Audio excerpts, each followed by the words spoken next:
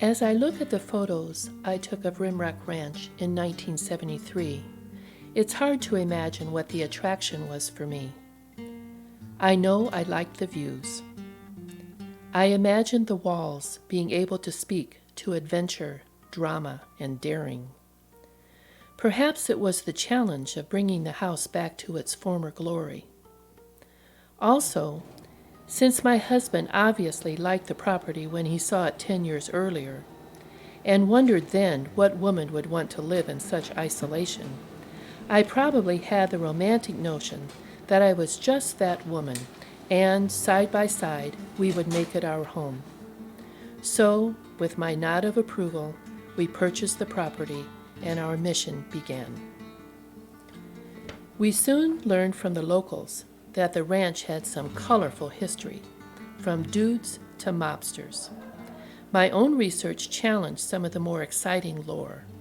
No, I haven't found any hidden treasures or bodies or a secret tunnel. But it's safe to say that life was not dull at Rimrock Ranch. The ranch house was built in 1927 on a prominent knoll on 265 acres.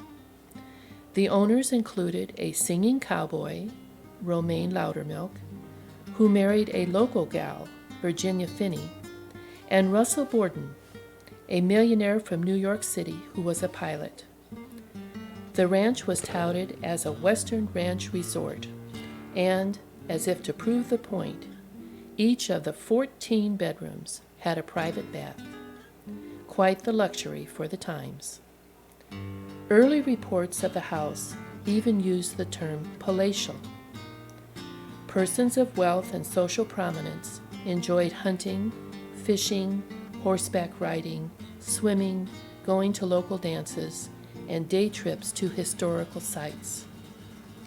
In 1932, the ranch obtained telephone service thanks to a frequent guest, Walter Gifford, president of AT&T. Boardman flew Hollywood icons like Clark Gable and Carole Lombard to the ranch's very own airport, and the son of famed tenor Enrico Caruso sang for fellow guests.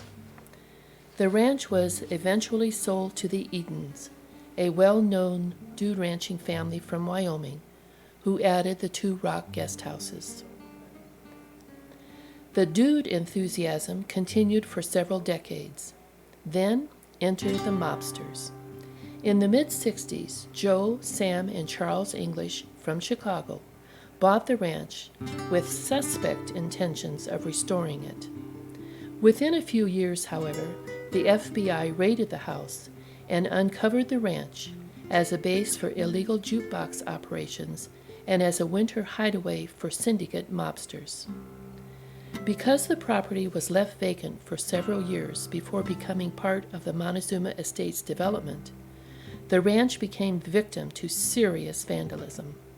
Hence, when we showed the property to my mother, she looked around and said, "This may be a young person's dream, but it's an old person's nightmare." Over the course of 3 decades, we worked at making our dream come true. It continues to be a work in progress, but meanwhile, just like the dudes of the past, we have enjoyed the freedom of living with 360-degree views, fresh air, horses, and even a couple of buffalo and lots of peacocks. The isolation that probably attracted the guys from Chicago is not entirely gone. Stories of the house continue, as does its history.